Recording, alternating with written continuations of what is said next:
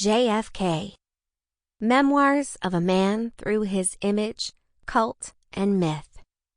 Written by Mike Parson. Read for you by Chloe Jacobson. Introduction. President John F. Kennedy's popularity continues to resonate with the American public 50 years after his death. Despite what is now known about his personal life and serious health problems, which stands in sharp contrast to Kennedy's popular image, a CNN opinion poll conducted in 2011 indicated that most Americans continued to have a favorable view of Kennedy as president. He is the most popular past president, with nearly 85% of all Americans polled saying that they approved of Kennedy's job performance. Kennedy, despite his foibles, remains one of America's best-known and well-liked leaders. Many remember Kennedy as an attractive person with good looks and an engaging personality. He possessed intellectual curiosity and sardonic, self-deprecating humor. All this was enhanced by the fact that he was wealthy, superbly educated, a best-selling author, and a World War II hero. By the time Kennedy was elected president, he had served as a congressman and United States senator. He had won the Pulitzer Prize, and he had married the attractive, aristocratic Jacqueline Bouvier and started a family. To many Americans, Jack Kennedy seemed to have it all. According to historian and Kennedy biographer Robert Dallek, Kennedy and his family encouraged the view that there was a man and a woman who were America at its best and were born to govern. He added that Kennedy had established himself and his family as the country's democratic royalty. Despite all these advantages, Kennedy won the 1960 president election by a very close margin. As a result, he was the youngest man to hold the presidency, and Jacqueline Kennedy was the youngest first lady in history.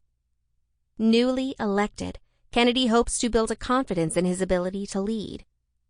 He planned to use his considerable attributes to inspire the electorate and turn them into Kennedy admirers and supporters.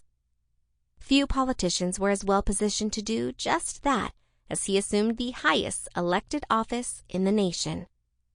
It is difficult to reflect upon the 1960s without considering the impact of President Kennedy and his brief, tragic administration. At the time, unlike today, Americans expressed more confidence in government and saw the future as a promising time. Accordingly, many young people wanted more for themselves than ever before.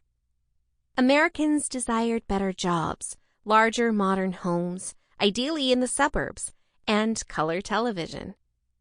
Increased numbers of high school graduates began attending college, while unions offered the prospect for good-paying jobs to those who did not go to college. These were hopeful, more optimistic times.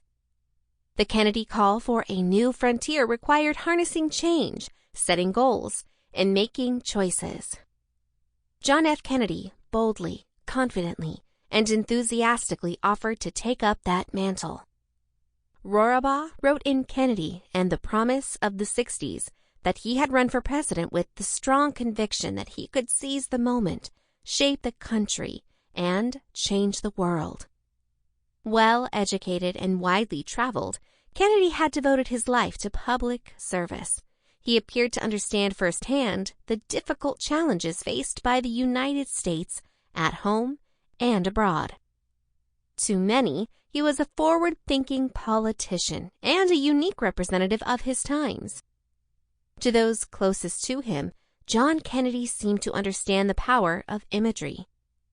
Dallek, in An Unfinished Life, John F. Kennedy, 1917 to 1963, noted that Kennedy was a man who, like all politicians, worked hard to emphasize his favorable attributes and hide his limitations.